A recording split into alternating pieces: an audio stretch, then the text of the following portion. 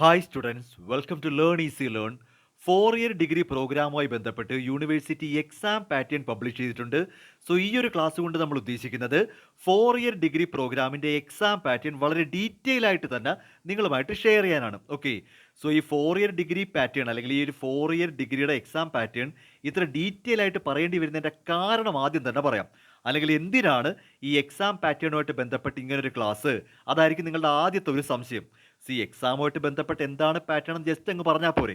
അതിന് ഇങ്ങനൊരു ക്ലാസ്സിൻ്റെ ആവശ്യമുണ്ടോ എന്നാണ് സംശയിക്കുന്നതെങ്കിൽ ഞാൻ ആദ്യം തന്നെ ഒരു കാര്യം പറയാം.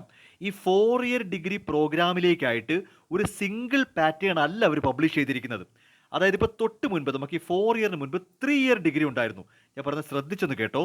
ഈ 3 ഇയർ ഡിഗ്രിയുടെ കേസിൽ 3 ഇയർ ഡിഗ്രി പ്രോഗ്രാമിലേക്കായിട്ട് ഒരൊറ്റ എക്സാം പാറ്റേണേ ഉള്ളൂ. 3 ഇയർ ഡിഗ്രി പ്രോഗ്രാമിൻ്റെ എക്സാം പാറ്റേൺ എന്ന രീതിയിൽ ഒരൊറ്റ കാര്യമേ ഇവിടെ പറയാനുള്ളൂ. അത് ഈ 3 വർഷ ഡിഗ്രിയിൽ എല്ലാ സബ്ജക്റ്റിനും ഒരുപോലെ ആപ്ലിക്കബിൾ ആണ്. അപ്പോൾ 3 ഇയർ ഡിഗ്രിയുടെ കേസ് എന്ന് പറയുമ്പോൾ നമുക്ക് 6 സെമസ്റ്റർ അല്ലേ. അപ്പോൾ 3 ഇയർ ഡിഗ്രി പഠിച്ച സ്റ്റുഡൻസിനെ സംബന്ധിച്ച് അവർക്ക് ഈ 6 സെമസ്റ്ററിൽ അവർ പഠിക്കുന്ന എല്ലാ സബ്ജക്റ്റിനും ഈ എക്സാം പാറ്റേൺ ഒരുപോലെ ആപ്ലിക്കബിൾ ആണ്. അപ്പോൾ ജസ്റ്റ് ഒരു 2 മിനിറ്റ് മതി, ഈ രീതിയിലാണ് പാറ്റേൺ എന്നങ്ങ് പറഞ്ഞാൽ മതി. അത് അവർ പഠിക്കുന്ന എല്ലാ സബ്ജക്റ്റിനും ആപ്ലിക്കബിൾ ആണ്. പക്ഷേ 4 ഇയർ ഡിഗ്രിയിലേക്ക് വരുമ്പോൾ ഇവിടെ ചെറിയൊരു പ്രശ്നം എന്താണെന്ന് ചോദിച്ചാൽ, ഇവിടെ സെമസ്റ്റർ വൈസും ഒരു സെമസ്റ്ററിനകത്തുള്ള ഡിഫറൻറ്റ് സബ്ജക്റ്റ് വൈസും എക്സാം പാറ്റേൺ മാറുവാണ്. ഏറ്റവും പ്രധാനപ്പെട്ട കാര്യമാണ് പറയുന്നത്, 4 ഇയർ ഡിഗ്രിക്കെന്നും പറഞ്ഞ് ഒരൊറ്റ എക്സാം പാറ്റേൺ അല്ല പബ്ലിഷ് ചെയ്തിരിക്കുന്നത്. ഓരോ സെമസ്റ്ററിലേക്കും ഓരോ പാറ്റേൺ ആണ്. ഒരു സെമസ്റ്ററിനകത്ത് ഒരു 6 സബ്ജക്റ്റ് കാണുമല്ലോ. അപ്പോൾ ഒരു സെമസ്റ്ററിനകത്തുള്ള ഈ 6 സബ്ജക്റ്റിന് ഡിഫറൻറ്റ് പാറ്റേൺ ആണ്. അപ്പോൾ വളരെ വിശദമായിട്ട് തന്നെ, അല്ലാതെ 4 ഇയർ ഡിഗ്രിയുടെ പാറ്റേൺ ഇതാണ് എന്ന് പറഞ്ഞങ്ങ് വിടാൻ പറ്റത്തില്ല. ഓരോ സെമസ്റ്ററിലെയും ഓരോ കാറ്റഗറി ഓഫ് സബ്ജക്റ്റിനും ഡിഫറൻ്റ് ആണ്. അപ്പോൾ അതുകൊണ്ട് തന്നെ കുറച്ച് കാര്യമായിട്ട് കേട്ടിരിക്കേണ്ടി വരും. ഇവിടെ നമ്മൾ പ്രധാനമായിട്ടും ഇപ്പോൾ നോക്കുന്നത് ആദ്യത്തെ 2 സെമസ്റ്ററാണ്. അപ്പോൾ യൂണിവേഴ്സിറ്റി ഇപ്പോൾ പബ്ലിഷ് ചെയ്തിരിക്കുന്നത് ആദ്യത്തെ 2 സെമസ്റ്ററിൻ്റെ എക്സാം പാറ്റേൺ ആണ്. അപ്പോൾ ഈ 2 സെമസ്റ്റർ ഒരുമിച്ച്, അല്ലെങ്കിൽ ആദ്യത്തെ 2 സെമസ്റ്ററിൻ്റെ കേസ് ഒരുമിച്ച് പറയാനുള്ള കാരണം, നമ്മുടെ കോഴ്സ് സ്ട്രക്ചർ ഉണ്ടല്ലോ. 4 ഇയർ ഡിഗ്രി പ്രോഗ്രാം എന്ന് പറയുന്നത് വളരെ വ്യത്യസ്തമായ കാര്യമല്ലേടോ. അപ്പോൾ 4 ഇയർ ഡിഗ്രി പ്രോഗ്രാമുമായിട്ട് ബന്ധപ്പെട്ട് ഞാനൊരു ക്ലാസ് എടുത്തിട്ടുണ്ട്. അവിടെ തന്നെ ഞാൻ എല്ലാം പറഞ്ഞതാണ്. അപ്പോൾ ഫസ്റ്റ് ഓഫ് ഓൾ, ഈ എക്സാം പാറ്റേണിനെ പറ്റി നല്ലൊരു ഐഡിയ കിട്ടണമെങ്കിൽ നിങ്ങൾ ഈ 4 ഇയർ ഡിഗ്രി പ്രോഗ്രാമിനെ പറ്റി നന്നായിട്ട് മനസ്സിലാക്കണം. കാര്യം ഈ 3 ഇയർ പോലെ എല്ലാം ഒരുപോലെ അങ്ങ് പറഞ്ഞു പോണ രീതിയല്ല. 4 ഇയറിൻ്റെ കേസിൽ നമുക്ക് ഈ മേജർ, മൈനർ, MDC അങ്ങനെ പല കാറ്റഗറി ഉണ്ട്.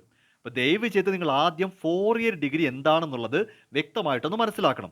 എസ്പെഷ്യലി ഈ ഒരു ക്ലാസ്സിൽ എക്സാം പാറ്റേൺ നന്നായിട്ട് മനസ്സിലാക്കാൻ ഇത് വളരെ അത്യാവശ്യമാണ്. ഓക്കെ, അപ്പോൾ ഫസ്റ്റ് ഞാൻ നിങ്ങളെ വിശ്വസിക്കുവാണ്. അപ്പോൾ നമ്മൾ ആദ്യം ചെയ്യേണ്ടത് 4 ഇയർ ഡിഗ്രി ക്ലാസ് എന്താണെന്ന് വ്യക്തമായിട്ട് മനസ്സിലാക്കുക. ഞാനപ്പോൾ അതിൻ്റെ ലിങ്ക് ഇവിടെ ഡിസ്ക്രിപ്ഷനിൽ കൊടുത്തിരിക്കാം. അത് കേട്ടാൽ മാത്രമേ ഈ മേജർ, മൈനർ, MDC ഇങ്ങനെയൊക്കെ പറഞ്ഞു പോകുമ്പോൾ ഇതിൻ്റെ അർത്ഥം മനസ്സിലാവത്തുള്ളൂ. അപ്പോൾ ആദ്യത്തെ ജോലി ഞാൻ പറഞ്ഞു കഴിഞ്ഞു. 4 ഇയർ ഡിഗ്രി എന്താണെന്നുള്ളത് വളരെ വ്യക്തമായിട്ട് അറിഞ്ഞിരിക്കണം. അങ്ങനെ അറിയുന്ന ഒരു സ്റ്റുഡൻറ്റ് അറിയാം, കൃത്യമായിട്ട് പറഞ്ഞാൽ ആദ്യത്തെ 2 സെമസ്റ്ററിൻ്റെ കോഴ്സ് സ്ട്രക്ചർ സെയിം ആണ്. ഞാൻ പറഞ്ഞത് ശ്രദ്ധിച്ച് കേട്ടോ. ആദ്യത്തെ 2 സെമസ്റ്ററിലേക്കായിട്ട് ഇപ്പോൾ എക്സാം പാറ്റേൺ ഒരുമിച്ചിട്ടു എന്ന് പറയാനുള്ള കാരണം, ആദ്യത്തെ 2 സെമസ്റ്ററിൽ 4 ഇയർ ഡിഗ്രി പ്രോഗ്രാമിൻ്റെ ആദ്യത്തെ 2 സെമസ്റ്ററിൽ കോഴ്സ് പാറ്റേൺ കറക്റ്റാണ്, സെയിം ആണ്. ആദ്യത്തെ 2 സെമസ്റ്ററിലും ഒരേ കോഴ്സ് സ്ട്രക്ചറാണ്. ഫസ്റ്റ് സെമസ്റ്റർ എടുത്താൽ ഒരു മേജർ സബ്ജക്റ്റ്, 2 മൈനർ സബ്ജക്റ്റ്, ഒരു MDC, 2 AEC, ഇങ്ങനെയാണ് ഫസ്റ്റ് സെമസ്റ്റർ പഠിക്കുന്നത്. ഓക്കെ, ഇനി രണ്ടാം സെമസ്റ്ററിലും അതേ പാറ്റേൺ ആണ്. ഒരു മേജർ, 2 മൈനർ, ഒരു MDC, 2 AEC. സോ ഇപ്പോൾ യൂണിവേഴ്സിറ്റി പബ്ലിഷ് ചെയ്തിരിക്കുന്നത് ആദ്യത്തെ 2 സെമസ്റ്ററിൻ്റെ എക്സാമുമായിട്ട് ബന്ധപ്പെട്ട കാര്യമാണ്. ഇത് ഒരുമിച്ച് പറയാനുള്ള കാര്യം ഞാൻ വീണ്ടും പറയുവാണ്. ആദ്യത്തെ 2 സെമസ്റ്ററിൻ്റെ കോഴ്സ് പാറ്റേൺ കറക്റ്റായിട്ട് സെയിം ആയിട്ട് നിൽക്കുന്നുണ്ട്. അപ്പോൾ ഫസ്റ്റ് സെമസ്റ്ററിൽ നമ്മൾ എങ്ങനെയാണോ കോഴ്സുകൾ പഠിക്കുന്നത്, അതുപോലെ തന്നെയാണ് സെക്കൻഡ് സെമസ്റ്ററും വരുമ്പോൾ. അതെങ്ങനെയാണെന്നാണ് ഇപ്പോൾ ഓൾറെഡി പറഞ്ഞിരിക്കുന്നത്. ഇപ്പോൾ ഒരു മേജറുണ്ട്, 2 മൈനറുണ്ട്, ഒരു MDC, 2 AEC. ഈ രീതിയിലാണ് ഒന്നാമത്തെ സെമസ്റ്ററും രണ്ടാമത്തെ സെമസ്റ്ററും പഠിക്കുന്നത്. ഓക്കെ, സോ ഇനി ഇതിനകത്ത് ക്രെഡിറ്റ് എന്നൊരു സംഭവമുണ്ട്. ക്രെഡിറ്റ്, അതായത് മേജർ സബ്ജക്റ്റിന് 4 ക്രെഡിറ്റ് ആണ്. ഇതൊക്കെ ഒന്ന് ഓർത്ത് വെച്ചോ. മേജർ സബ്ജക്റ്റിന് 4 ക്രെഡിറ്റ് ആണ്. മൈനർ സബ്ജക്റ്റിനും 4 ക്രെഡിറ്റ് ഉണ്ട്. MDCക്ക് 3 ക്രെഡിറ്റ് ആണ്. എ ഇ സിക്ക് ഒരു സബ്ജക്റ്റിന് 2 ക്രെഡിറ്റ് ആണ്. അപ്പം മൈനർ എന്ന് പറയുമ്പം ഒരു സബ്ജക്റ്റിന് 4 ക്രെഡിറ്റ്. സി ഒരു മേജർ സബ്ജക്റ്റിന് 4 ക്രെഡിറ്റ്, ഒരു മൈനർ സബ്ജക്റ്റിന് 4 ക്രെഡിറ്റ്, ഒരു എം ഡി സിക്ക് 3 ക്രെഡിറ്റ്, ഒരു എ ഇ സി സബ്ജക്റ്റിന് 2 ക്രെഡിറ്റ്. അപ്പോൾ ഈ ക്രെഡിറ്റ് എന്ന് ഉദ്ദേശിക്കുന്ന ഓരോ സബ്ജക്റ്റിനാണ്, അല്ലാതെ എല്ലാ മൈനറിനും കൂടെ ചേർത്ത് 4 എന്നല്ല, ഒരു സബ്ജക്റ്റിനാണ് ഈ പറയുന്ന ക്രെഡിറ്റ്. അപ്പോൾ ഒരു മേജർ സബ്ജക്റ്റിന് 4 ക്രെഡിറ്റ്, ഒരു മൈനർ സബ്ജക്റ്റിന് 4 ക്രെഡിറ്റ്. അപ്പോൾ നമുക്ക് 2 മൈനർ ഉണ്ടെങ്കിൽ 8 ക്രെഡിറ്റ് വരും. അപ്പോൾ ഒരു സെമസ്റ്ററിൽ 2 മൈനർ പഠിക്കുന്നു എന്ന് പറഞ്ഞാൽ 8 ക്രെഡിറ്റ് വരും. എന്തായാലും ഈ രീതിയിലാണ് ക്രെഡിറ്റ് അറേഞ്ച് ചെയ്തിരിക്കുന്നത്. അപ്പോൾ ഇത് ഫസ്റ്റ് സെം ആണെങ്കിലും സെക്കൻഡ് സെം ആണെങ്കിലും ഇത് സെയിം ആയിട്ട് തന്നെ നിൽക്കും. അപ്പോൾ ഇത്തരം കാര്യങ്ങളെല്ലാം 4 ഇയർ ഡിഗ്രിയെ പറ്റി പറഞ്ഞപ്പോൾ തന്നെ നമ്മൾ പറഞ്ഞു കഴിഞ്ഞതാണ്. ഇവിടെ ഒന്നും ഇപ്പോൾ ഞാനിപ്പോൾ എക്സാമിനെ പറ്റി അല്ല പറയുന്നത്, കോഴ്സ് ഒന്ന് പറഞ്ഞ് മനസ്സിലാക്കി തരുവാണ്. അപ്പോൾ ആദ്യത്തെ 2 സെമസ്റ്ററിന് ഒരുമിച്ച് എക്സാം പാറ്റേൺ വരാനുള്ള കാരണം ഇതാണ്. ആദ്യത്തെ 2 സെമസ്റ്ററിലും കോഴ്സ് സ്ട്രക്ചർ സെയിം ആണ്. ഒരു മേജർ, 2 മൈനർ, ഒരു M D C, 2 A E C. ഇതിൻ്റെ ക്രെഡിറ്റ് ഇങ്ങനെയാണ്: ഒരു മേജർ സബ്ജക്റ്റിന് 4 ക്രെഡിറ്റ്, ഒരു മൈനർ സബ്ജക്റ്റിന് 4 ക്രെഡിറ്റ്, ഒരു എം ഡി സിക്ക് 3 ക്രെഡിറ്റ്, ഒരു എ ഇ സിക്ക് 2 ക്രെഡിറ്റ്. ഈ രീതിയിലാണ് ക്രെഡിറ്റ് വരുന്നത്. ഓക്കെ, ഇനി എക്സാമുമായിട്ട് ബന്ധപ്പെട്ട് നമുക്ക് ഏറ്റവും ആദ്യത്തെ കാര്യം ശ്രദ്ധിച്ച് കേട്ടോ, മാർക്ക് ഡിസ്ട്രിബ്യൂഷൻ ആണ്. ഇതെല്ലാം പുതിയ കാര്യങ്ങളാണ്. ഇതൊന്നും 3 ഇയർ ഡിഗ്രി ആയിട്ട് യാതൊരു ബന്ധവുമില്ല. അപ്പോൾ നിങ്ങൾ 3 ഇയർ ഡിഗ്രിക്ക് പഠിക്കുന്ന ആരോടെങ്കിലും പോയിട്ട് എക്സാമിനെ പറ്റി ഒന്നും ചോദിക്കണ്ട. അവരുടെ എക്സാം ഒന്നുമല്ല നമുക്ക്. 3 ഇയർ ഡിഗ്രിയുടെ കാര്യം അങ്ങ് വിട്ടേക്കുക. നിങ്ങളുടെ സീനിയർ ചേട്ടന്മാർ 3 ഇയർ ഡിഗ്രി പഠിച്ചവർ കാണുമല്ലോ. അപ്പോൾ 3 ഇയർ ഡിഗ്രിയുമായിട്ട് ഇതിന് യാതൊരു ബന്ധവുമില്ല. അപ്പം നമുക്ക് ആദ്യം നമ്മുടെ മാർക്ക് ഡിസ്ട്രിബ്യൂഷൻ ഒന്ന് നോക്കാം. ശ്രദ്ധിച്ചിരുന്നോണേ. മേജർ സബ്ജക്റ്റിൻ്റെ കേസിൽ നമുക്ക് ഇ എസ് സി എന്ന് പറഞ്ഞാൽ എൻഡ് സെമസ്റ്റർ എക്സാമിനേഷൻ. ഇതാണ് യൂണിവേഴ്സിറ്റി എക്സാം, നമ്മുടെ എഴുത്ത് പരീക്ഷ. നമ്മൾ പരീക്ഷ എഴുതേണ്ടുന്നത് 56 മാർക്കിനാണ്. അപ്പം മേജറിൻ്റെ കേസിൽ 56 മാർക്കിനാണ് എൻഡ് സെമസ്റ്റർ എക്സാമിനേഷൻ. 24 മാർക്ക് എന്ന് പറയുന്നത് CCA, കോംപ്രിഹെൻസീവ് കണ്ടിന്യൂസ് അസസ്മെൻ്റ് എന്ന് പറയും. കോംപ്രിഹെൻസീവ് കണ്ടിന്യൂസ് അസസ്മെൻ്റ് എന്ന് പറഞ്ഞാൽ നമ്മുടെ ഇൻറ്റേർണൽ മാർക്ക്. നിങ്ങളുടെ ടീച്ചേഴ്സ് നിങ്ങൾക്ക് CE മാർക്ക് തരിക എന്ന് പറയത്തില്ലേ, ഇൻറ്റേർണൽ മാർക്ക്, അതാണ് 24. അപ്പം മേജർ സബ്ജക്റ്റിൻ്റെ മാർക്ക് ഡിസ്ട്രിബ്യൂഷൻ ഇങ്ങനെയാണ്. ടോട്ടൽ 80 മാർക്കാണ്. ഒരു മേജർ സബ്ജക്റ്റ് എന്ന് പറഞ്ഞാൽ ടോട്ടൽ 80 മാർക്കാണ്. അതിൽ എൻഡ് സെമസ്റ്റർ എക്സാമിനേഷൻ, നമ്മൾ പരീക്ഷ എഴുത്തില്ലേ യൂണിവേഴ്സിറ്റി എക്സാം, അത് 56 മാർക്കിൻ്റെ പരീക്ഷയാണ്. നിങ്ങളുടെ ടീച്ചേഴ്സ് നിങ്ങൾക്ക് 24 മാർക്കിലാണ് ഇൻറ്റേർണൽ മാർക്ക് തരേണ്ടത്. അപ്പോൾ 24, മാക്സിമം 24 മാർക്ക് വരെ നമുക്ക് ഇൻറ്റേർണൽ കിട്ടാം. ഇതാണ് മേജറിൻ്റെ കേസ്. ഓക്കെ, മൈനറും അതുപോലെ തന്നെ. കാര്യം മേജറിനും മൈനറിനും ഒരേ ക്രെഡിറ്റ് ആണ്. മേജർ സബ്ജക്റ്റിനും 4 ക്രെഡിറ്റ് ആണ്, മൈനർ സബ്ജക്റ്റിനും 4 ക്രെഡിറ്റ് ആണ്. അതുകൊണ്ട് തന്നെ മൈനർ സബ്ജക്റ്റുകൾക്കും അതേ പാറ്റേൺ ആണ്. എൻഡ് സെമസ്റ്റർ എക്സാമിനേഷൻ 56 മാർക്കും കോംപ്രിഹെൻസീവ് കണ്ടിന്യൂസ് അസസ്മെൻറ്റിന് 24 മാർക്കും, ടോട്ടൽ 80. അപ്പോൾ മേജറും മൈനറും ടോട്ടൽ 80 മാർക്കിനായിരിക്കും നിങ്ങളുടെ ടോട്ടൽ മാർക്ക്. ആ സബ്ജക്റ്റിൻ്റെ ടോട്ടൽ മാർക്ക് 80 ആണ്. പരീക്ഷ എഴുതേണ്ടുന്നത്, യൂണിവേഴ്സിറ്റി എക്സാം എഴുതേണ്ടുന്നത് 56 മാർക്കിൻ്റെ പരീക്ഷയായിരിക്കും. ബാക്കി 24 ടീച്ചേഴ്സ് തരുന്ന കണ്ടിന്യൂസ് അസസ്മെൻ്റ് ആയിരിക്കും.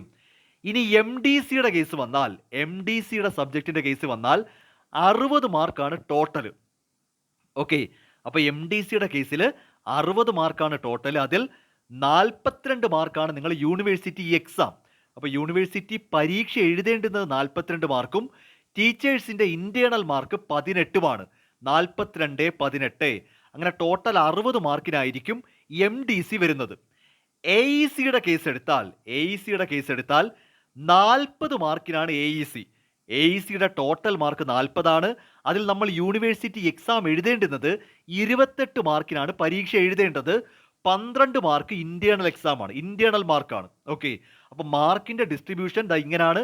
ഇത് 4 ഇയർ ഡിഗ്രിയുടെ ആദ്യത്തെ 2 സെമസ്റ്റർ, ഫസ്റ്റ് സെമസ്റ്ററും സെക്കൻഡ് സെമസ്റ്ററും. 4 ഇയർ ഡിഗ്രി പ്രോഗ്രാമിൽ ആദ്യത്തെ 2 സെമസ്റ്ററിലെ സബ്ജക്റ്റ് ക്ലാസിഫിക്കേഷൻ വെച്ച് മാർക്ക് ഇങ്ങനെ വരും. മേജർ ടോട്ടൽ 80 മാർക്കാണ്. അതിൽ യൂണിവേഴ്സിറ്റി എക്സാം ആയിട്ട് 56 മാർക്കും ഇൻറ്റേർണൽ ആയിട്ട് നിങ്ങൾക്ക് ടീച്ചേഴ്സ് 24 മാർക്കിനുമാണ് കാര്യങ്ങൾ നടക്കുന്നത്. ഓക്കെ, അപ്പോൾ മേജർ 80 മാർക്കാണ്, ടോട്ടൽ 80 ആണ്. E S C 56, CCA 24. ശരി, നമുക്ക് മൈനറും അതുപോലെ തന്നെ. അപ്പം നിങ്ങൾ ചോദിക്കും, ഈ മേജറും മൈനറും എങ്ങനെയാ സെയിം ആയിട്ട് വന്നേ? രണ്ടിനും 4 ക്രെഡിറ്റ് ആണ്. ക്രെഡിറ്റിന്റെ ബേസിലാണ് ഈ പറയുന്ന പാറ്റേൺ വരുന്നത്. അപ്പം മേജർ സബ്ജക്റ്റ് ഏതായാലും അതിന് 4 ക്രെഡിറ്റ് ആണ്. മൈനർ സബ്ജക്റ്റ് ഏതായാലും അതിനും 4 ക്രെഡിറ്റ് ആണ്. സോ അപ്പോൾ എക്സാം പാറ്റേൺ സെയിം ആയിട്ട് വരും. എം ഡി സിയുടെ കേസിൽ 3 ക്രെഡിറ്റ് ആണ്. എം ഡി സിക്ക് 3 ക്രെഡിറ്റ് ആയതുകൊണ്ട് എൻഡ് സെമസ്റ്റർ എക്സാമിനേഷൻ 42 മാർക്കിനും സി സി എ 18 മാർക്കിനും വരും. Total 60 mark.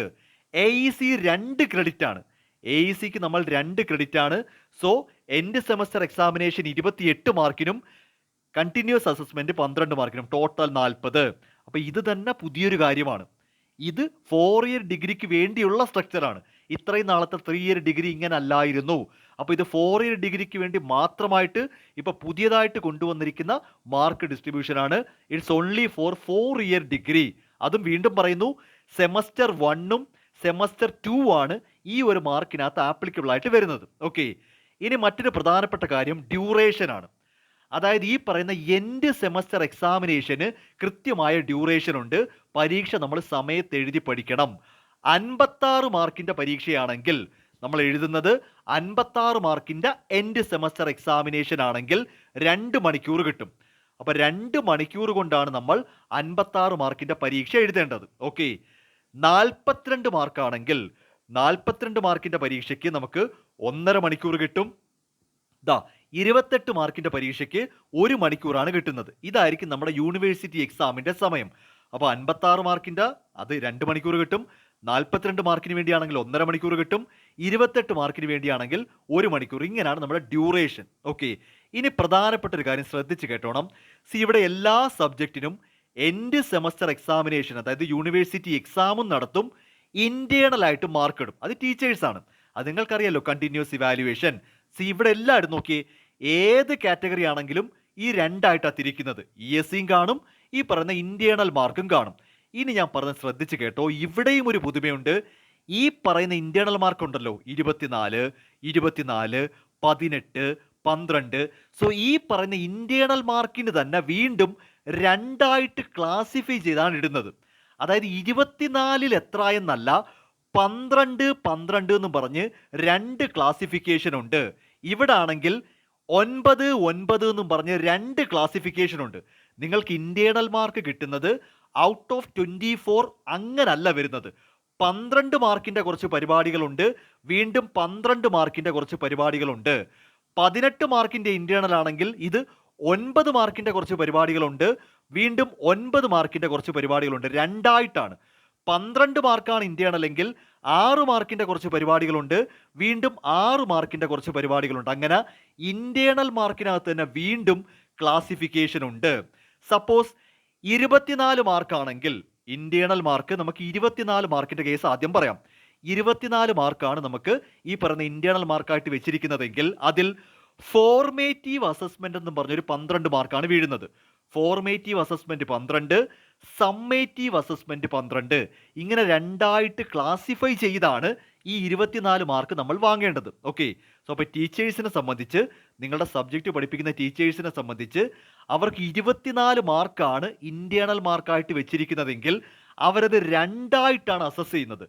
ഫോർമേറ്റീവ് അസസ്മെന്റ് എന്ന് പറഞ്ഞൊരു 12 മാർക്കുണ്ട്, സമ്മേറ്റീവ് അസസ്മെന്റ് എന്ന് പറഞ്ഞൊരു 12 മാർക്കുണ്ട്. ഇനി എന്താണ് ഈ ഫോർമേറ്റീവ് അസസ്മെന്റ് എന്ന് ചോദിച്ചു കഴിഞ്ഞാൽ ആ 12 മാർക്ക് എങ്ങനെ ഇടും? ആ ഫോർമേറ്റീവ് അസസ്മെന്റ് എന്ന് ഉദ്ദേശിക്കുന്നത് ക്ലാസ് ഡിസ്കഷൻസ് ആയിട്ടൊരു 4 മാർക്ക്, ക്ലാസ് ഡിസ്കഷൻസ് ആയിട്ടൊരു 4 മാർക്ക് വെക്കാം. ഗ്രൂപ്പ് ട്യൂട്ടോറിയൽ വർക്ക് എന്നും പറഞ്ഞൊരു 4 മാർക്ക്, അസൈൻമെന്റ് ഒരു 4 മാർക്ക്. ഇങ്ങനെ 3 കാര്യങ്ങളുടെ ടോട്ടലായിട്ടാണ് ഫോർമേറ്റീവ് അസസ്മെന്റിൽ 12 മാർക്ക് കിട്ടുന്നത്. അപ്പം നിങ്ങളെ സംബന്ധിച്ച് നിങ്ങൾക്ക് 24 മാർക്കിനകത്ത് ഇന്റേണൽ മാർക്ക് 24 ആണെങ്കിൽ അത് നിങ്ങൾക്ക് ഇങ്ങനെ രണ്ടായിട്ടാണ് കിട്ടുന്നത്. ഇതൊക്കെയാണല്ലോ. ഫോർമേറ്റീവ് അസസ്മെന്റ് എന്ന് പറഞ്ഞ് 12 മാർക്കുണ്ട്, സമ്മേറ്റീവ് അസസ്മെന്റും 12 ഉണ്ട്. ഈ ഫോർമേറ്റീവ് കിട്ടുന്നത് ഇങ്ങനെ 3 കാര്യങ്ങളിലൂടെയാണ്. ക്ലാസ് ഡിസ്കഷന് 4 മാർക്ക്, ട്യൂട്ടോറിയൽ വർക്ക് എന്ന് പറഞ്ഞൊരു 4 മാർക്ക്, അസൈൻമെന്റിന് 4 മാർക്ക്. അങ്ങനെയാണ് ഫോർമേറ്റീവ് അസസ്മെന്റ് 12 മാർക്ക് വരുന്നത്. ഓക്കെ, സമ്മേറ്റീവ് അസസ്മെന്റ് എന്ന് പറഞ്ഞാൽ ടെസ്റ്റ് പേപ്പറാണ്. നിങ്ങൾക്ക് ടീച്ചർ നടത്തുന്ന റിട്ടൺ ടെസ്റ്റാണ്. അതൊരു ടെസ്റ്റ് പേപ്പർ ആയിരിക്കും. അത് 12 മാർക്കിനായിരിക്കും. അത് എത്ര മാർക്കിന് നടത്തിയാലും 12ലേക്ക് കൺവെർട്ട് ചെയ്യാം. ഇപ്പോൾ 12 മാർക്കിന് തന്നെ ടെസ്റ്റ് പേപ്പർ നടത്തണമെന്നല്ല. ടീച്ചറിന് അത് എത്ര മാർക്കിന് വേണമെങ്കിലും നടത്താം. അത് അൾട്ടിമേറ്റ്ലി 12 മാർക്കിലേക്ക് കൺവെർട്ട് ചെയ്തെടുക്കപ്പെടും. സോ 24 മാർക്കിന്റെ ഇന്റേണൽ, അതായത് മേജറും മൈനറും, 24 മാർക്കിന്റെ ഇന്റേണലിന്റെ കേസിൽ ഇത്രയും കാര്യം നിങ്ങൾ ശ്രദ്ധിക്കാനുണ്ട്. ആ ഇന്റേണൽ 24 മാർക്ക് ഒറ്റയടിക്ക് വരുന്നതല്ല, ഇങ്ങനെ രണ്ടായിട്ടാണ് വരുന്നത്. അതിൽ തന്നെ ഫോർമേറ്റീവ് അസസ്മെന്റ് എന്ന് പറഞ്ഞാൽ ഈ 3 കാര്യം കൂടെ ചേർന്നാണ്. സമ്മേറ്റീവ് എന്ന് പറയുമ്പോൾ റിട്ടൺ ടെസ്റ്റ് ആണ്. ഓക്കെ, ഇതാണ് 24 മാർക്കിന്റെ ഇന്റേണലിന്റെ കേസ്. ഇനി 18 ആണെങ്കിൽ, ഇന്റേണൽ മാർക്ക് നമുക്ക് 18 മാർക്കിന്റെ പരിപാടിയാണെങ്കിൽ ഫോർമേറ്റീവ് അസസ്മെന്റ് ആയിട്ട് 9 മാർക്കും സമ്മേറ്റീവ് അസസ്മെന്റ് ആയിട്ട് 9 മാർക്കും വരും. അവിടെ ഫോർമേറ്റീവ് അസസ്മെന്റ് എന്ന് പറയുമ്പോൾ നേരത്തെ പറഞ്ഞ കാര്യങ്ങളിൽ 3 മാർക്ക് വെച്ച് കിട്ടും. Class discussion 3, tutorial work 3, assignment 3. Summative assessment എന്ന് പറയുമ്പോൾ നേരത്തെ പറഞ്ഞ പോലെ റിട്ടൺ ടെസ്റ്റ് ആണ്, അത് 9 മാർക്കിലേക്ക് കൺവെർട്ട് ചെയ്യും. അപ്പോൾ ഫോർമേറ്റീവ് 9 മാർക്ക്, സമ്മേറ്റീവ് 9 മാർക്ക്, അങ്ങനെയാണ് ആ ഇന്റേണൽ മാർക്ക് നമുക്ക് 18 മാർക്ക് വരുന്നത്. ഓക്കെ, ഇനി 12 മാർക്കിന്റെ ഇന്റേണൽ ഉണ്ട്, 12 മാർക്കിന്റെ സബ്ജക്റ്റുകളുണ്ട്. അവിടെ നമുക്ക് ഫോർമേറ്റീവ് അസസ്മെന്റ് 6 മാർക്കും സമ്മേറ്റീവ് അസസ്മെന്റ് 6 മാർക്കുമായിട്ടാണ് വരുന്നത്. ആ 6 മാർക്കിൽ, അതായത് ഫോർമേറ്റീവ് അസസ്മെന്റിന്റെ 6 മാർക്ക് എന്ന് പറയുമ്പോൾ നേരത്തെ പറഞ്ഞ കാര്യങ്ങൾ തന്നെ 2 മാർക്കായിട്ട് വരും. Class discussion 2 mark, tutorial work 2 mark, അസൈൻമെന്റിന് 2 മാർക്ക്. സമ്മേറ്റീവ് അസസ്മെന്റ് എന്ന് പറഞ്ഞ് റിട്ടൺ ടെസ്റ്റ് നടത്തും, അതും 6 മാർക്കാണ്. അങ്ങനെയാണ് ഈ 12 മാർക്ക് വരുന്നത്. ഓക്കെ, സോ അപ്പോൾ ഇതുവരെ ഞാൻ പറഞ്ഞിരിക്കുന്നത് മാർക്കിന്റെ ഡിസ്ട്രിബ്യൂഷൻ ആണ്. ഫസ്റ്റ് ഇതൊരു ഓവറോൾ ഐഡിയ ആണ്. മേജറും മൈനറും എങ്ങനെ വരും? 56, 24. മൈനറും അങ്ങനെ തന്നെ 56, 24. MDC 42, 18. AEC 28, 12. ഇതിൽ തന്നെ ഈ പറയുന്ന ഇന്റേണൽ മാർക്കിന് വീണ്ടും ക്ലാസിഫിക്കേഷൻ ഓക്കെ ആണല്ലോ. 12, 12 ആയിട്ട് വരും. ദെൻ ഇവിടെ ആണെന്നുണ്ടെങ്കിൽ 9, 9 ആയിട്ട് വരും. ഇവിടെ ആണെങ്കിൽ അത് 6, 6 ആയിട്ട് വരും. ഇങ്ങനെയാണ് ടീച്ചർ ഇന്റേണൽ മാർക്ക് ഇടുന്നത്. ഓക്കെ, ഇനി ശ്രദ്ധിച്ചോ, ഇനിയാണ് പ്രധാനപ്പെട്ട കാര്യം. ദാ ഈ എൻഡ് സെമസ്റ്റർ എക്സാമിനേഷൻ, അവിടെ നമുക്ക് 56 മാർക്കിന്റെ പരീക്ഷയുണ്ട്, 42 മാർക്കിന്റെ പരീക്ഷയുണ്ട്, 28 മാർക്കിന്റെ പരീക്ഷയുണ്ട്. പ്രധാനമായിട്ടും 3 തരത്തിലാണ് പരീക്ഷ വരുന്നത്. 56 മാർക്ക് പരീക്ഷ, 42 മാർക്ക് പരീക്ഷ, 28 മാർക്ക് പരീക്ഷ. ഇത് യൂണിവേഴ്സിറ്റി എക്സാം ആണ്. ഈ 56, 42, 28ന്റെ ക്വസ്റ്റ്യൻ പാറ്റേൺ ആണ് ഇനി പറയാൻ പോണത്. ഇതാണ് ഏറ്റവും പ്രധാനപ്പെട്ട കാര്യം. 56 മാർക്കിന് നമ്മൾ പരീക്ഷ എഴുതുമ്പോൾ, 56 മാർക്കിന്റെ ഒരു സബ്ജക്റ്റ് നമ്മൾ പരീക്ഷ എഴുതുമ്പോൾ നമ്മുടെ ക്വസ്റ്റ്യൻ പാറ്റേൺ 4 സെക്ഷൻ ആയിട്ട് തിരിക്കും. നമ്മുടെ ക്വസ്റ്റ്യൻ എന്ന് പറയുന്നത് section A, section B, section C, section D, 4 സെക്ഷനായിട്ടായിരിക്കും നമുക്ക് ഈ ക്വസ്റ്റ്യൻസ് വരുന്നത്. ഓക്കെ, അതിൽ ആദ്യത്തെ സെക്ഷൻ എ എന്ന് പറഞ്ഞാൽ ആൻസർ ഓൾ ക്വസ്റ്റ്യൻസ്. അവിടെ 6 ക്വസ്റ്റ്യൻസ് കാണും. ഒരു ചോദ്യത്തിന് 1 മാർക്കാണ്. നമുക്ക് സെക്ഷൻ എയിൽ 6 മാർക്കിന്റെ ചോദ്യങ്ങൾ കാണും. അപ്പൊ സെക്ഷൻ എ എന്ന് പറയുന്നത് 1 മാർക്കിന്റെ ചോദ്യങ്ങളാണ്. അവിടെ നമുക്ക് 6 ക്വസ്റ്റ്യൻസ് കാണും. സോ ടോട്ടൽ നമുക്ക് 6 മാർക്കാണ് സെക്ഷൻ എ എന്ന് കിട്ടുന്നത്. ഓക്കെ, സെക്ഷൻ ബിയും ആൻസർ ഓൾ ക്വസ്റ്റ്യൻസ്, ഓപ്ഷൻസ് ഇല്ല. സെക്ഷൻ ബിയിലും ഓപ്ഷൻസ് ഒന്നുമില്ല. 5 ക്വസ്റ്റ്യൻസ് കാണും. ഒരു ചോദ്യത്തിന് 2 മാർക്ക്, അങ്ങനെ 10 മാർക്കാണ് സെക്ഷൻ ബിയിൽ വരുന്നത്. ഓക്കെ ആണല്ലോ. അപ്പോൾ ഇവിടെ പറയുന്നത് 56 മാർക്കിന്റെ ആണേ. 56 മാർക്കിന്റെ പരീക്ഷ ഇങ്ങനെയാണ് എഴുതുന്നത്. ഫസ്റ്റ് സെക്ഷൻ എ ആണെങ്കിൽ 6 ക്വസ്റ്റ്യൻ, 1 മാർക്ക് വെച്ച് 6 മാർക്കിൻ്റെത്. സെക്ഷൻ ബി എന്ന് പറയുമ്പോൾ 5 ക്വസ്റ്റ്യൻ, 2 മാർക്ക് വെച്ച് അങ്ങനെ 10 മാർക്ക്. എ സെക്ഷനിലും ബി സെക്ഷനിലും ഓപ്ഷൻസ് ഉണ്ടാവില്ല. തന്നിരിക്കുന്ന എല്ലാ ചോദ്യങ്ങളും അറ്റൻഡ് ചെയ്തിരിക്കണം. സെക്ഷൻ സിയിലേക്ക് വന്നാൽ 4 ചോദ്യങ്ങൾ കാണും, 4 ക്വസ്റ്റ്യൻ കാണും. ഒരു ചോദ്യത്തിന് 4 മാർക്ക്, 4 ചോദ്യം, ഒരു ചോദ്യത്തിന് 4 മാർക്ക്, അങ്ങനെ 16 മാർക്കായിരിക്കും. പക്ഷെ ഇവിടെ ശ്രദ്ധിച്ചു കേട്ടോ, ഇവിടെ ഒരു ചോദ്യത്തിനകത്ത്, ഇപ്പൊ എക്സാമ്പിൾ ആയിട്ട് പറഞ്ഞാൽ, ഇവിടെ ശരിക്കും പറഞ്ഞാൽ ഇവിടെ 6 ക്വസ്റ്റ്യൻ ചോദിക്കും, 1 തൊട്ട് 6 വരെ ഓപ്ഷൻസ് ഇല്ല. അടുത്ത 5 ചോദ്യം എന്ന് പറയുമ്പോൾ ക്വസ്റ്റ്യൻ 11 എണ്ണമായി. സെക്ഷൻ ബി ആകുമ്പോൾ 11 ചോദ്യമായില്ലേ, ഓപ്ഷൻസ് ഇല്ലല്ലോ, അപ്പൊ 11. ഇവിടെ 12ാമത്തെ ചോദ്യമാണ് തുടങ്ങുന്നത്. സെക്ഷൻ സി എന്ന് പറയുന്നത് 12ാമത്തെ ചോദ്യമാണ്. ഒരു ചോദ്യത്തിൽ തന്നെ ഒരു എ എന്ന ചോദ്യവും കാണും, ഒരു ബി എന്ന ക്വസ്റ്റ്യനും കാണും. ഒരു ക്വസ്റ്റ്യൻ അകത്ത് തന്നെ 2 ക്വസ്റ്റ്യൻ കാണും. അതിലേതെങ്കിലും ഒന്ന് നിങ്ങൾ എഴുതിയാൽ മതി. അതാണ് ഈ choosing among options within each question. അപ്പോൾ ഇവിടെ നമുക്ക് 4 ചോദ്യം കാണും. ക്വസ്റ്റ്യൻ നമ്പർ 12, 13, 14, 15 ഇങ്ങനെ ആയിരിക്കും ക്വസ്റ്റ്യൻ വരുന്നത്. ക്വസ്റ്റ്യൻ 12, 13, 14, 15 ഈ ഓരോ ചോദ്യത്തിനും അകത്ത് 2 ക്വസ്റ്റ്യൻസ് കാണും. എ ബി, AB AB എന്ന രീതിയിൽ ഇവിടെ ഓരോ ചോദ്യത്തിനകത്തും 2 ക്വസ്റ്റ്യൻ കാണും. ഇതിലേതെങ്കിലും ഒന്ന് അറ്റൻഡ് ചെയ്താൽ മതി. ചുരുക്കി പറഞ്ഞാൽ നിങ്ങൾ 12, 13, 14, 15 എന്ന് നമ്പർ ഇട്ട് ഈ ക്വസ്റ്റ്യൻസ് എല്ലാം അറ്റൻഡ് ചെയ്യണം. പക്ഷേ ഇതിനകത്ത് വരുന്ന ഓരോ ചോദ്യത്തിൽ ഒരെണ്ണം അറ്റൻഡ് ചെയ്താൽ മതി. അപ്പോൾ 12 എന്ന് നമ്പർ ഇട്ടിട്ട് you can choose either A or B. Question number 12 എന്ന് ഇടുക. നിങ്ങൾക്ക് ആൻസർ അറിയാവുന്നത് എ ആണോ ബി ആണോ നോക്കുക. അതിൽ ഒരെണ്ണം അറ്റൻഡ് ചെയ്താൽ മതി. 12 ഒരെണ്ണം, ദെൻ 13 ഒരെണ്ണം, അങ്ങനെ 12, 13, 14, 15 അറ്റൻഡ് ചെയ്യണം. അതാണ് ഈ പറയുന്നത് ആൻസർ ഓൾ ക്വസ്റ്റ്യൻസ്. എല്ലാ ചോദ്യത്തിനും ഉത്തരം എഴുതണം. Choosing among options within each question എന്നാണ്. ഓരോ ചോദ്യത്തിനകത്തും 2 ഓപ്ഷൻ കാണും. അതിലേതെങ്കിലും ഒരെണ്ണം ചൂസ് ചെയ്യണം. അവിടെയും ഒരു കാര്യം ശ്രദ്ധിക്കുക. ഇപ്പോൾ ക്വസ്റ്റ്യൻ നമ്പർ 12 എന്നിട്ടിട്ട് എ എഴുതി. ഓക്കെ, ക്വസ്റ്റ്യൻ നമ്പർ 12 എ എഴുതിയതിന് ശേഷം നിങ്ങൾ ബിയും കൂടെ അറ്റൻഡ് ചെയ്ത് വെച്ചു എന്ന് കരുതി 13, 14, 15 എഴുതാതിരിക്കാൻ പറ്റത്തില്ല. നിങ്ങളോട് അങ്ങനെ അറ്റൻഡ് ചെയ്യാൻ പറഞ്ഞില്ലല്ലോ. Either A or B. ഒരു ക്വസ്റ്റ്യനകത്ത് 2 ഓപ്ഷൻ എഴുതി വെച്ചിട്ട് ഇതിലേതെങ്കിലും ഒരു ക്വസ്റ്റ്യൻ എഴുതാതിരിക്കരുത്. അങ്ങനെ ചെയ്യാനേ പാടില്ല. 12, 13, 14, 15 അറ്റൻഡ് ചെയ്തിരിക്കണം. അതിനകത്തുള്ള ഏതെങ്കിലും ഒരു ഓപ്ഷൻ നിങ്ങൾക്ക് അറ്റൻഡ് ചെയ്യാന്നാണ് പറയുന്നത്. അല്ലാതെ ക്വസ്റ്റ്യൻ നമ്പർ സ്കിപ്പ് ചെയ്തിട്ട് ഒരു ക്വസ്റ്റ്യനിൽ നിന്ന് തന്നെ 2 ഓപ്ഷൻ എഴുതാൻ പറ്റില്ല. നിങ്ങൾ ആ ക്വസ്റ്റ്യൻ നമ്പർ കീപ്പ് ചെയ്യപ്പെട്ടിരിക്കണം. ക്ലിയർ ആയോ പറഞ്ഞ എന്താണെന്ന്? ഇപ്പോൾ ചിലപ്പോൾ കുട്ടികൾക്കൊരു ഡൗട്ട് വരാം. ഇപ്പോൾ ഞാൻ ക്വസ്റ്റ്യൻ 12 എയും എഴുതി ബിയും എഴുതി, എയും ബിയും എഴുതി, എന്നിട്ട് ഞാൻ 13 അങ്ങ് വിട്ടാലോ പണി കിട്ടും. 13 വിട്ടാൽ 13ന്റെ മാർക്ക് പോവും. അങ്ങനല്ല. ക്വസ്റ്റ്യൻ നമ്പർ 12 എ അല്ലെങ്കിൽ ബി എഴുതിയാൽ മതി. ക്ലിയർ ആയോ പറഞ്ഞത്? അതാണ് ഇവിടെ ഉദ്ദേശിക്കുന്നത്. ദെൻ സെക്ഷൻ ഡി എന്ന് പറയുമ്പോൾ അവിടെയും 4 ക്വസ്റ്റ്യൻ 6 മാർക്ക് വെച്ചാണ്. അപ്പോൾ 24 മാർക്ക് സെയിം തന്നെ. ഇവിടെ എന്ന് പറയുമ്പോഴും ക്വസ്റ്റ്യൻ നമ്പർ ഈ 16, 17, 18, 19 എന്ന് പറയുമ്പോൾ ക്വസ്റ്റ്യൻ നമ്പർ 16, 17, 18, 19 എന്ന് പറയുമ്പോൾ ഓരോ ചോദ്യത്തിനകത്തും 2 ഓപ്ഷൻസ് വീതം കാണും, എ ബി. അതിലേതെങ്കിലും ഒന്ന് നമുക്ക് അറ്റൻഡ് ചെയ്യാം.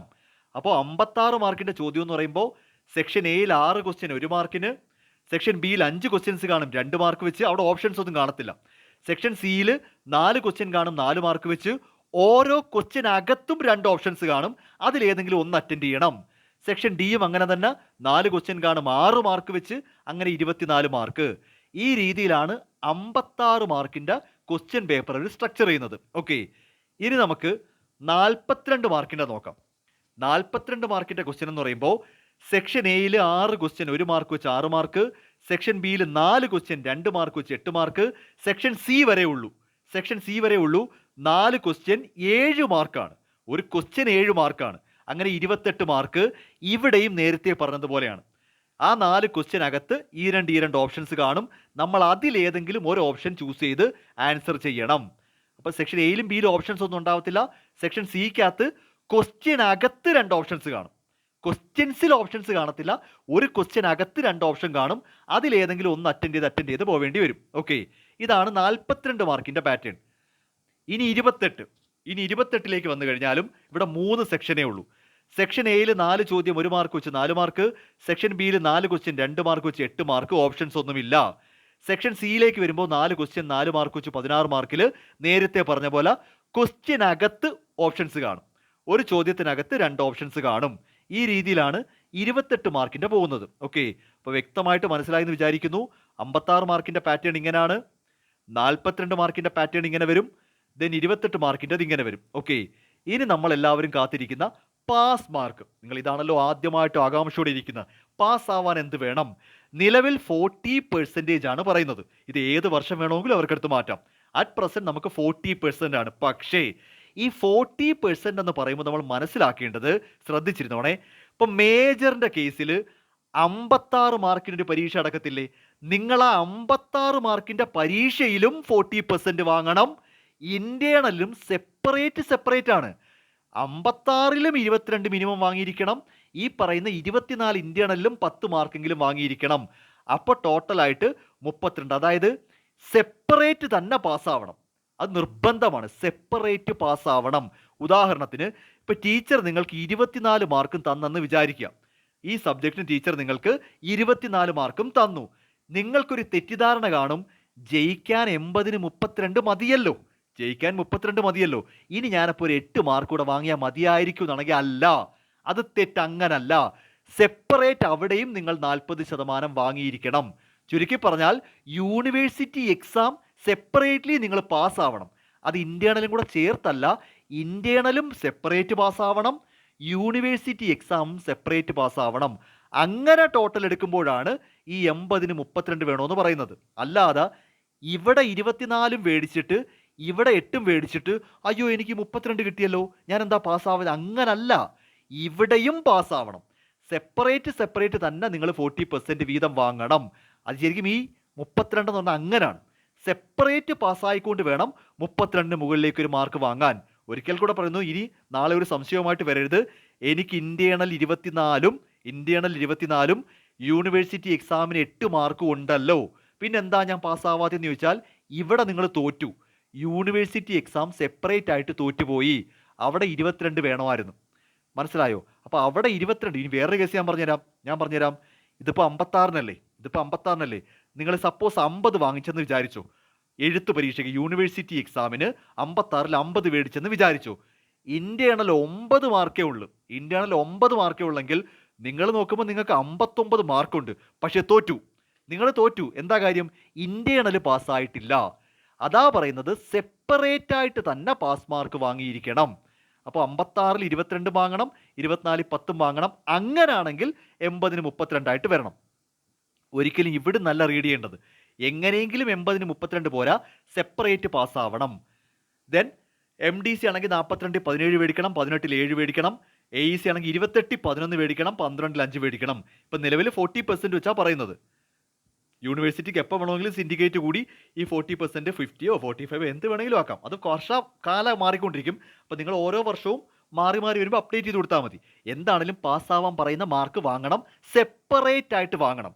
അതാണ് ഇവിടെ ഞാൻ ഉദ്ദേശിക്കുന്നത്. പാസ് മാർക്ക് യൂണിവേഴ്സിറ്റി എങ്ങനെ മാറ്റിയാലും, അവർ പെർസെൻറ്റേജ് എത്രത്തോളം മാറ്റിയാലും അത് നിങ്ങൾ നിർബന്ധമായും സെപ്പറേറ്റ് ആയിട്ട് തന്നെ പാസ്സായിരിക്കണം.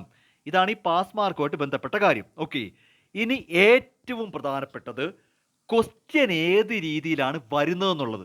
അതാണ് ഏറ്റവും പ്രധാനപ്പെട്ട കാര്യം. ഈ 4 ഇയർ ഡിഗ്രിയുടെ കേസിൽ ഏറ്റവും പ്രധാനപ്പെട്ട കാര്യത്തിലേക്ക് കടക്കുവാണ്. നമുക്ക് ഏത് ടൈപ്പ് ക്വസ്റ്റ്യൻ ആണ് വരുന്നത്. അപ്പോൾ നിങ്ങൾ ചോദിക്കും, അതിനെന്തിനാണ് ഞാൻ ഈ സംഭവം കാണിച്ചിരിക്കുന്നത്? അതായത് ബെഞ്ചമിൻ ബ്ലൂമോ? ബെഞ്ചമിൻ ബ്ലൂം എനിക്ക് അബദ്ധം പറ്റിപ്പോയതൊന്നും അല്ല. ബെഞ്ചമിൻ ബ്ലൂം എന്ന് പറഞ്ഞാൽ അയാൾ ഒരു എക്കണോമിക്, അതായത് ഈ പറയുന്ന ഒരു സൈക്കോളജിസ്റ്റ് അല്ലെങ്കിൽ ഒരു എഡ്യൂക്കേറ്റർ, ആരോ ആയിക്കോട്ടെ, അമേരിക്കനാണ്.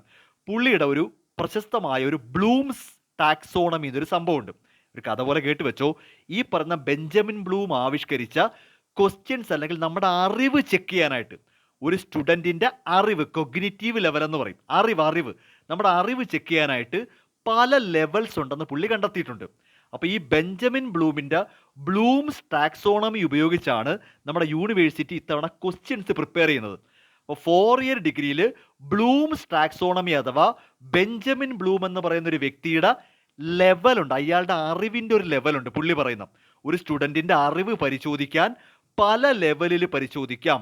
പ്രധാനമായിട്ടും ഈ 6 എണ്ണമുണ്ട്. ഇതാണ് ഇപ്പോൾ യൂണിവേഴ്സിറ്റി ഫോളോ ചെയ്യുന്നത്. അല്ലാതെ യൂണിവേഴ്സിറ്റി കണ്ടുപിടിച്ച സംഭവമൊന്നുമല്ല, ഇത് ബെഞ്ചമിൻ ബ്ലൂമിൻ്റെ കണ്ടെത്തലാണ്. ഓക്കെ, അവിടെ പുള്ളി പറയുന്നത് ഒരു കുട്ടിയുടെ അറിവ് പരിശോധിക്കാൻ നമുക്ക് റിമെമ്പറിങ് ടൈപ്പ് ക്വസ്റ്റ്യൻസ് ചോദിക്കാം, അണ്ടർസ്റ്റാൻഡിങ് ടൈപ്പ് ക്വസ്റ്റ്യൻസ് ചോദിക്കാം, അപ്ലൈയിങ് ടൈപ്പ് ക്വസ്റ്റ്യൻസ് ചോദിക്കാം, അനലൈസിങ് ടൈപ്പ് ക്വസ്റ്റ്യൻസ് ഇടാം, ഇവാലുവേറ്റിംഗ് ടൈപ്പ് ക്വസ്റ്റ്യൻസ് ഇടാം, ക്രിയേറ്റീവ് ടൈപ്പ് ക്വസ്റ്റ്യൻസ് ഇടാം.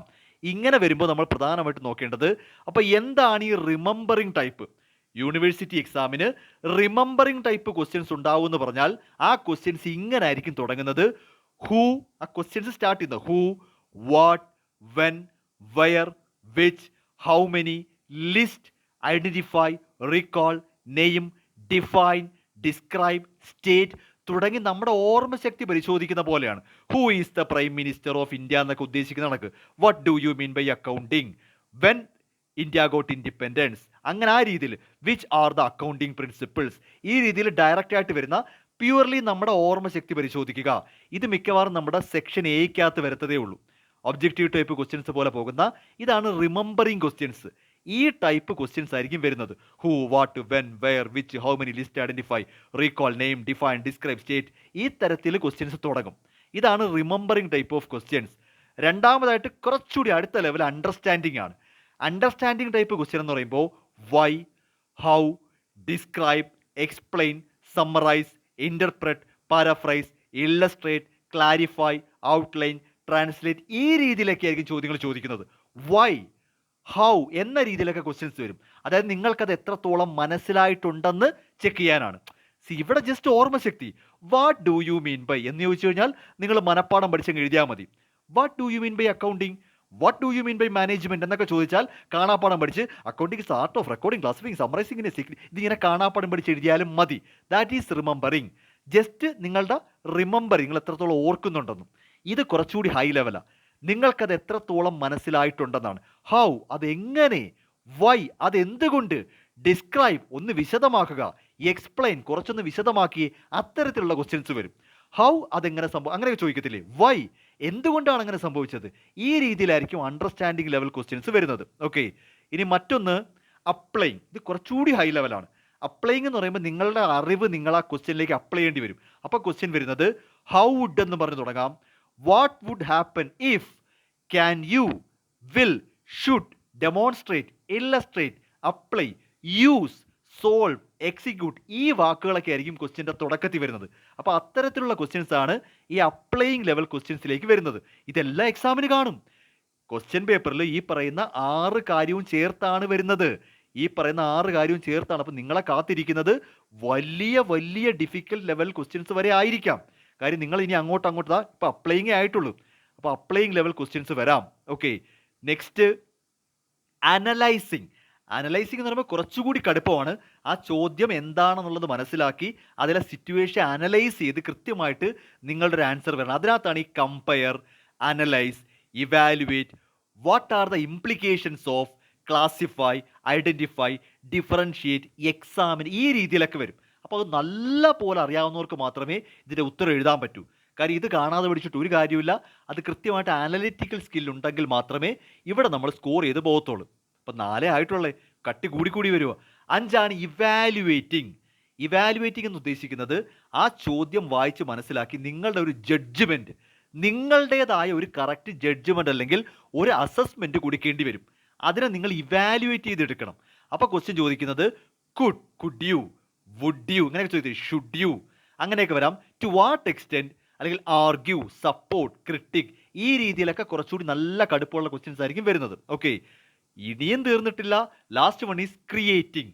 ഇവിടെ നിങ്ങളൊരു ആൻസർ ക്രിയേറ്റ് ചെയ്തെടുക്കണം. അപ്പം നിങ്ങളിപ്പോൾ ചിന്തിക്കും മിക്കവാറും എല്ലാ ആൻസറും നമ്മൾ അങ്ങനെ ചെയ്യുന്നത്. അതല്ല, അല്ല ഗ്യാസ് അടിച്ച് കത്തി വയ്ക്കുന്ന പരിപാടിയല്ല പറയുന്നത്.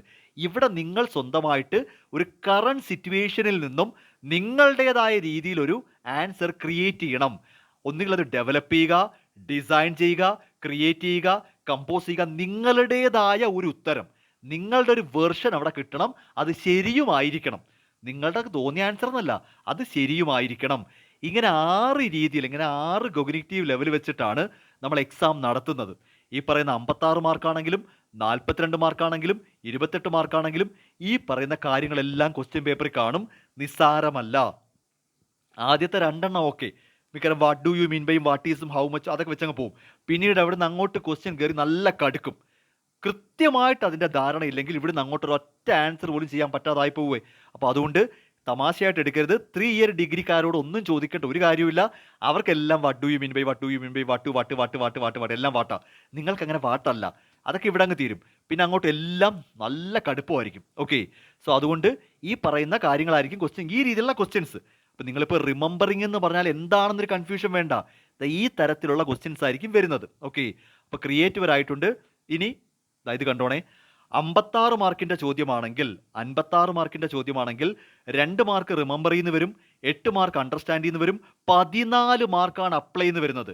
വീണ്ടും 14 മാർക്ക് അനലൈസ് ചെയ്യുന്ന വരുന്നുണ്ട്, 12 മാർക്ക് ഇവാലുവേറ്റ്, 6 മാർക്ക് ക്രിയേറ്റ്. ചുരുക്കി പറഞ്ഞാൽ നമ്മുടെ വാട്ട് ഡു യു മീൻ ബൈയും പഠിച്ചുകൊണ്ട് പോയാൽ 8 2 10 മാർക്ക് കിട്ടൂ. അവിടുന്ന് അങ്ങോട്ടാണ് പരീക്ഷ. ഇവിടുന്ന് അങ്ങോട്ട് മൊത്തം അനലിറ്റിക്കൽ സ്കില്ല് വേണം. ആപ്ലിക്കേഷൻ ലെവൽ ക്വസ്റ്റ്യൻസ് ആയിരിക്കും. ഓക്കെ, അതായത് 10 മാർക്ക് പോരല്ലോ പാസ്സാവാൻ, നല്ല മാർക്ക് മേടിക്കണ്ടേ, A+ ഒക്കെ വേണ്ടേ. അപ്പോൾ അതനുസരിച്ച് വേണം നമ്മൾ ഈ പറയുന്ന നോളജ് ഡെവലപ്പ് ചെയ്തെടുക്കാൻ. ഇത് 56 മാർക്കിൻ്റെ കേസ്. ഇനി നമുക്ക് 42 മാർക്കിൻ്റെ കേസിൽ 2 മാർക്ക് റിമെമ്പർ ആയിരിക്കും, 8 മാർക്ക് അണ്ടർസ്റ്റാൻഡ് ആയിരിക്കും, 11 മാർക്കിനാണ് അപ്ലൈ വെച്ചിരിക്കുന്നത്. അവിടെ 7 അനലൈസ്, 7 ഇവാലുവേറ്റ്, 7 ക്രിയേറ്റ്, ഇങ്ങനെ ആയിരിക്കും 42 മാർക്ക്. ഓക്കെ, 28-നകത്താണെങ്കിൽ പോലും 2 മാർക്ക് റിമെമ്പറും 6 മാർക്ക് അണ്ടർസ്റ്റാൻഡും 8 mark apply 8 analyse 4 evaluate 4 create ഇങ്ങനെയാണ് 28 മാർക്കിൻ്റെ ക്വസ്റ്റ്യൻ സ്ട്രക്ചർ ചെയ്ത് വെച്ചിരിക്കുന്നത്. സോ നമ്മളെ സംബന്ധിച്ച് ഒരു പുതിയ പാറ്റേൺ എന്ന് പറയുമ്പോൾ ഒരു നിസ്സാര കാര്യമല്ല ഞാൻ പറഞ്ഞിരിക്കുന്നത്. ഇതിലെ ഓരോ കാര്യങ്ങളും ഞാനിപ്പോൾ ഈ പറഞ്ഞിരിക്കുന്ന ഓരോ കാര്യങ്ങളും 4 ഇയർ ഡിഗ്രിക്ക് വേണ്ടി മാത്രമായിട്ട് കൊണ്ടുവന്നതാണ്. നിലവിൽ 3 ഇയർ ഡിഗ്രിക്കാർക്ക് ഇങ്ങനെ യാതൊന്നുമില്ല.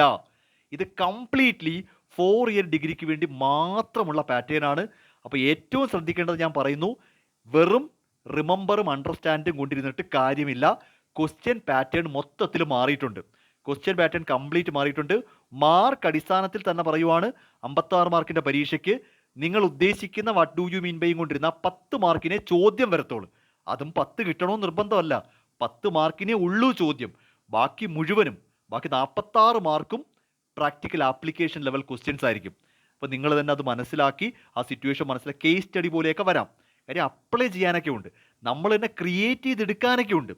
ഒരു സിറ്റുവേഷൻ തന്നിട്ട് നമ്മൾ നമ്മളേതായ ഒരു ഉത്തരം ക്രിയേറ്റ് ചെയ്യാൻ വരുന്നുണ്ട്. അത് 6 മാർക്കാണ്. Okay fine. അപ്പോൾ ഇത്രയാണ് നമ്മുടെ 4 ഇയർ ഡിഗ്രിയുടെ പുതിയ എക്സാം പാറ്റേൺ. ഞാൻ ഒരിക്കൽ കൂടെ പറയുന്നു, 4 ഇയർ ഡിഗ്രിയെ പറ്റി അറിയാനായിട്ട് ഞാൻ ലിങ്ക് ഇവിടെ ഡിസ്ക്രിപ്ഷനിൽ കൊടുത്തിട്ടുണ്ട്. വേണമെങ്കിൽ അത് കണ്ടാൽ 4 ഇയർ ഡിഗ്രിയെ പറ്റി ഫുൾ അറിയാൻ പറ്റും. ഇപ്പോൾ നമ്മൾ കവർ ചെയ്തിരിക്കുന്നത് ആദ്യത്തെ 2 സെമസ്റ്ററിന് ആപ്ലിക്കബിൾ ആവുന്നു. അത് വീണ്ടും പറയുവാണ്, ആദ്യത്തെ 2 സെമസ്റ്ററിൻ്റെ കാര്യങ്ങളാണ് ഇപ്പോൾ നമ്മളിവിടെ ഈ പറഞ്ഞിരിക്കുന്നത്.